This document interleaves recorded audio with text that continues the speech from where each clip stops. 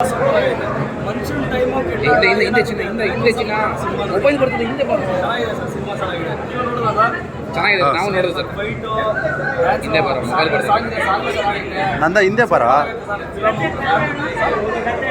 ಕಥೆನೂ ಸೂಪರಾಗಿದೆ sir. ಕಥೆನೂ ಸಕ್ಕತ್ತಾಗಿದೆ, fight ಚೆನ್ನಾಗಿದೆ, last climax fight ಇದೆ, ಸೂಪರ್ ಆಗಿದೆ. ಫ್ಯಾಮಿಲಿ ಎಂಟರ್ಟೈನ್ಮೆಂಟ್ ಮೂವಿ ನೋಡ್ಬೋದು, ಎಲ್ಲ ನೋಡ್ಬೋದು ಸರ್. ಇನ್ನೊಂದು ಏನಂದ್ರೆ ಮನುಷ್ಯನ ಟೈಮ್ ಚೆನ್ನಾಗಿಲ್ಲ ಅಂದರೆ ಏನಾಗುತ್ತೆ ಇದೆ ಉದಾಹರಣೆ. ಯಾಕಂದರೆ ಬ್ಯಾಡ್ ಟೈಮ್ ಬ್ಯಾಕಲ್ಲಿ ಏನಿದೆ ಅಂತಾರಲ್ಲ, ಸಿನಿಮಾ ನೋಡಿ ಸರ್.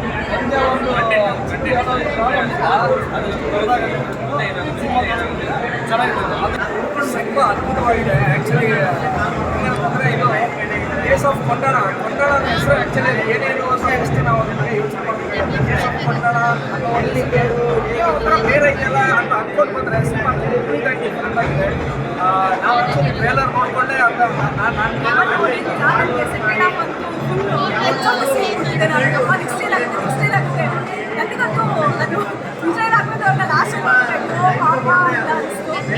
ಕತೆ ಹೇಳಕ್ ಹೋಗ್ಬಾರ್ದು ಆ್ಯಕ್ಚುಲಿ.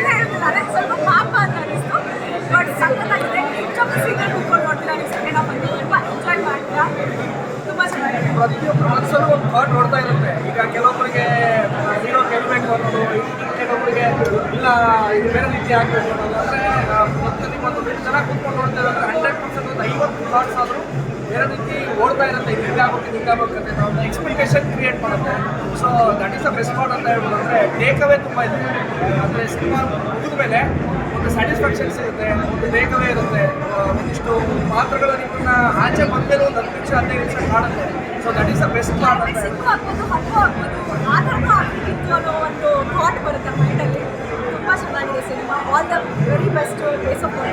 ಮತ್ತೆ ವಿಜಯ್ ಸರ್ನ ನೀವು ಪೊಲೀಸ್ ಡ್ರೆಸ್ಸಲ್ಲಿ ನೋಡಿ ನಿಮಗೆ ಹೇಗೆ ಅನಿಸುತ್ತೆ? ಆ್ಯಕ್ಚುಲಿ ವಿಜಯ್ ಸರ್ನ ನೋಡೋದೇ ಒಂಥರ ಖುಷಿ. ಯಾಕಂದರೆ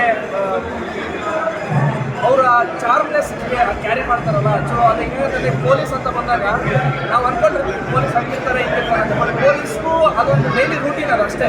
ನಾವು ಸುಮಾರು ಸಿನಿಮಾಗಳಲ್ಲಿ ನಾವು ಏನಂತ ಅಂದರೆ ಪೊಲೀಸು ಸ್ಟ್ರಿಕ್ಟಾಗಿ ಆದ್ಮೇಲೆ ಅದೊಂಥರ ಏನಂದ್ರೆ ಅದಕ್ಕೆ ಅದೊಂದು ಪಾಸ್ಚರ್ ಮೇಂಟೈನ್ ಮಾಡ್ತಾರೆ ಅಂತ. ಬಟ್ ಅವರು ಮನುಷ್ಯರೇ, ಅದು ಡೈಲಿ ಲೈಫಲ್ಲಿ ಅದು ಕನೆಕ್ಟ್ ಆಗ್ತೀವಲ್ವ. ಸೊ ಪ್ರತಿಯೊಂದು ಪೊಲೀಸ್ ಕ್ಯಾರೆಕ್ಟರ್ಗೂ ವಿಜಯ ರಾಘವೇಂದ್ರ ಸರ್ ಕ್ಯಾರೆಕ್ಟರ್ಗೂ ನಾವು ಕನೆಕ್ಟ್ ಆಗ್ತೀವಿ. ಅಂದರೆ ಹೌದು ಪೊಲೀಸ್ ಹಂಗೆ ಇರ್ತಾರೆ. ಅವ್ರ ಜೀವನದಲ್ಲೂ ಒಂದಿಷ್ಟು ಘಟನೆಗಳು ಡೈಲಿ ಲೈಫಲ್ಲೂ ಡೈಲಿ ನಡೀತಾನೆ ಇರುತ್ತೆ. ಅವ್ರು ನೋಡೋದೇ ಒಂಥರ ಖುಷಿ. ಆಮೇಲೆ ಈ has done very very very great job ಅನಿಸ್ತು ನನಗೆ. ಜಸ್ಟಿಫೈ ಮಾಡಿದ್ದಾರೆ ಆ ಪಾತ್ರನ. ಅವರಿಗೆಲ್ಲೂ ಅವ್ರ ಆ್ಯಕ್ಟಿಂಗ್ ಬಗ್ಗೆ ಹೇಳೋಷ್ಟು ದೊಡ್ಡವರಂತೂ ಅವಲ್ಲ. ಬಟ್ ಪಾತ್ರನ ತುಂಬ ನೀಟಾಗಿ ಕ್ಯಾರಿ ಮಾಡಿದ್ದಾರೆ. ಲವ್ ಕ್ಯಾರೆಕ್ಟರ್ ಕ್ವಾಲಿಟಿ ಮೂವಿ ಚೆನ್ನಾಗಿದೆ, ಎಲ್ಲರೂ ನೋಡ್ಬೋದು. ಏನು ಇಷ್ಟ ಆಯಿತು ಸಿನಿಮಾ? ಸ್ಕ್ರೀನ್ ಪ್ಲೇ ಇಷ್ಟ ಆಯಿತು, ಸ್ಟೋರಿ ಇಷ್ಟ ಆಯಿತು, ನರೇಟೆಡ್ ಡೈಲಾಗ್ಸ್ ಇದೆಯಾ ಅದು ಇಷ್ಟ ಆಯಿತು.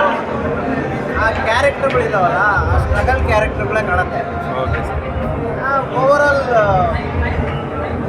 99% ಚೆನ್ನಾಗಿದೆ.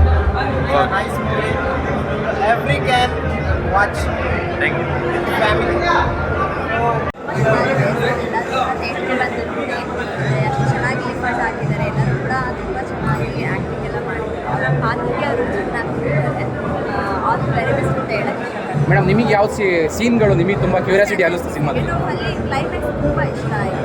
ಫೈಟಿಂಗ್ ಆಗಿರ್ಬೋದು, ಪೊಲೀಸ್ ಅವರೇ ಆ ರೀತಿ ಸೀಕ್ರೆಟ್ ಮಾಡಿ ನೆಕ್ಸ್ಟು ಅವರಿಗೂ ಕೂಡ ಕಾನೂನಲ್ಲಿ ಶಿಕ್ಷೆ ಅನ್ನೋದಿದೆ ಅನ್ನೋದನ್ನ ಅರ್ಥ ಮಾಡಿಸ್ತಾರೆ. ಚೆನ್ನಾಗಿದೆ. ವಿಜಯ್ ಸರ್ನ ಮತ್ತೆ ಪೊಲೀಸ್ ಕ್ಯಾರೆಕ್ಟರ್ ನೋಡಿ ನಿಮಗೆ ಹೇಗೆ ಅನಿಸ್ತು? ಅಂದರೆ ಖುಷಿಯಾಗಿದೆ ಸರ್. ಅವರೆಲ್ಲ ಪಾತ್ರ ಸೂಟಬಲ್ ಆಗ್ತದೆ. ಬಟ್ ಡಿಫ್ರೆಂಟ್ ಆಗಿ ಪೊಲೀಸಲ್ಲಿ ಇದ್ದರೆ ಈಗ ತುಂಬ ಚೆನ್ನಾಗಿ ಅಟ್ರಾಕ್ಟ್ ಆಗ್ತದೆ ಅದಕ್ಕೆ. ಸೊ ಅದರಲ್ಲೂ ಭಾವನಾ ಮೇಡಮ್ ತುಂಬ ಚೆನ್ನಾಗಿದೆ. ಆಮೇಲೆ ಲೇಡೀಸ್ ಎಲ್ಲರೂ ಕೂಡ ಪೊಲೀಸ್ ಅಂತಂದರೆ ಎಷ್ಟೊಂದು ಅಂದ್ಕೊಂಡಿದ್ದಾರೆ. ಸೊ ಬಟ್ ಪಾತ್ರಕ್ಕೆ ಅವರು ಜೀವನ ಕೊಟ್ಟಿದ್ದಾರೆ. ತುಂಬ ಚೆನ್ನಾಗಿದೆ. ಆಲ್ ದಿ ವೆರಿ ಬೆಸ್ಟ್ ಹೇಳೋದು thank you. Thank you sir. ತುಂಬ ಚೆನ್ನಾಗಿದೆ. ಎಕ್ಸ್ಪೆಕ್ಟ್ ಮಾಡೋದಕ್ಕಿಂತ ಬೇರೆನೇ ಇದೆ. ವಿಜಯ್ ಸರ್ನ ಮತ್ತೆ ಪೊಲೀಸ್ ಕ್ಯಾರೆಕ್ಟರ್ ನೋಡಿ ನಿಮಗೆ ಹೇಗೆ ಅನಿಸ್ತು? ತುಂಬ ಚೆನ್ನಾಗಿದೆ. ಆ್ಯಕ್ಟಿಂಗ್ ಹೇಳೋದೇ ಬೇಡ, ಲೈಫ್ ಒಂದು ಚೆನ್ನಾಗೇ ಮಾಡ್ತಾರೆ. ಸೊ ಇದರೊಳಗೆ ಡಿಫ್ರೆಂಟ್ ಚೆನ್ನಾಗಿ ಏನು ಕಂಟೆಂಟ್ ತುಂಬ ನಿಮಗೆ ಕ್ಯೂರಿಯಾಸಿಟಿ ಅನ್ನಿಸ್ತು ಸಿನಿಮಾದಲ್ಲಿ? ಫಸ್ಟಿಂದ ಏನು ಇರ್ಬೋದು, ಹೇಗೆ ಲಿಂಕ್ ಮಾಡಿದ್ರು ಸ್ಟೋರೀಸ್ ಅನ್ನೋದು ಕ್ಯೂರಿಯಾಸಿಟಿ ಇತ್ತು. ಸೊ ಚೆನ್ನಾಗಿತ್ತು. ಭಾವನಾ ಮೀನನ್ ಹೇಗೆ ಮಾಡಿದ್ದಾರೆ ಆ್ಯಕ್ಟಿಂಗ್? ಡೈರೆಕ್ಟರ್ ಬಗ್ಗೆ ಏನು ಹೇಳ್ತೀರಾ? ಡೈರೆಕ್ಟರ್ ಬಗ್ಗೆ ಸಕ್ಕತ್ತಾಗಿ ವೆರಿ ಡಿಫ್ರೆಂಟ್ ಆಗಿ ಚೆನ್ನಾಗಿ ಡೈರೆಕ್ಟರ್ಸ್ ಬರಬೇಕು. Madam, emotions thank you. Direct ಬಗ್ಗೆ ಏನು ಹೇಳ್ತೀರಿ? ಡೈರೆಕ್ಟ್ರು ನಾವು ಆಲ್ರೆಡಿ ಮೊದಲನೇ ಸಿನಿಮಾ ನೋಡಿದ್ದೀವಿ, ಸೀತಾರಾಮ್ ಕಿನಾಯ್. ಸೊ ಅದು ಅವಾಗ ನಾವು ಓ ಟಿ ಟಿಲೇ ನೋಡಬೇಕಾಯಿತು, ಯಾಕಂದರೆ ಕರೋನಾ ಟೈಮು. ಸೊ ನಮ್ಗೆ ಅದು ನೆನಪಿದೆ. ಆಮೇಲೆ ವಿಜಯ್ ಸರ್ ಜೊತೆ ಅವರು ಮೊದಲೇ ಕೆಲಸ ಮಾಡಿದ್ದಾರೆ. ಸೊ ಆ ಕೆಮಿಸ್ಟ್ರಿ ಆ್ಯಕ್ಚುಲಿ ಸ್ಕ್ರೀನ್ ಮೇಲೆ ವರ್ಕ್ ಆಗಿದೆ. ನಮಗೆ ಅದು ನೋಡೋಕ್ಕೆ ಸಿಗುತ್ತೆ. ಅಂದರೆ ಡೈರೆಕ್ಟ್ರು ಆಮೇಲೆ ಹೀರೋ ಒಂದು ಕೆಮಿಸ್ಟ್ರಿ ಬಾಂಡಿಂಗ್ ಏನಿರುತ್ತಲ್ಲ ತುಂಬ ನೀಟಾಗಿ ವರ್ಕ್ ಆಗಿದೆ. ಆಮೇಲೆ again I guess director has prove ಅವರು ಅವ್ರನ್ನ ಪ್ರೂವ್ ಮಾಡ್ಕೊಂಡಿದ್ದಾರೆ. ಆಮೇಲೆ ಮತ್ತೆ ಇನ್ನೊಂದು ಸಲ ವಿಜಯ್ ಸರ್ ಒಂದು ಒಳ್ಳೆ ಸಿನಿಮಾ ಕೊಟ್ಟಿದ್ದಾರೆ ಅನ್ನೋ ಒಂದು ನಂಬಿಕೆ ಭರವಸೆ ನಿಮಗೂ ಬರುತ್ತೆ. ಒಂದು ಸಿನಿಮಾ ನೋಡಿ ಅಂತ ಕೇಳೋಕ್ಕೆ ಇಷ್ಟಪಡ್ತೀನಿ. ಆಮೇಲೆ ಹೊಸ ಎಕ್ಸ್ಪೆರಿಮೆಂಟು ಅದು ಇದು ಅಂತ ತುಂಬ ಹೇಳೋದ್ರ ಬದಲು ಒಂದು ಅದ್ಭುತ ಸಿನಿಮಾ ಅಷ್ಟೇ. ಸಿನಿಮಾ ಬಂದು ನೋಡಬೇಕು, ಕನ್ನಡ ಸಿನಿಮಾನ ಪ್ರೋತ್ಸಾಹಿಸಿ ಒಂದು ನೋಡಿ ಅಂತ ಕೇಳಬೇಕು.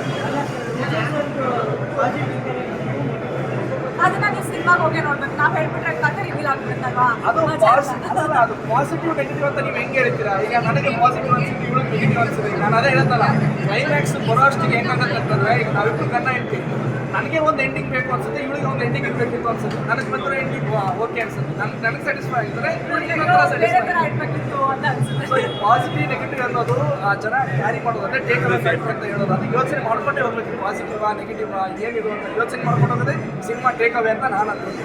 ಆದರೆ ಸಿನಿಮಾ ಲಾಸ್ಟ್ ಹೋಗೋವಾಗ ತಲೆ ಬಿಡುತ್ತೆ.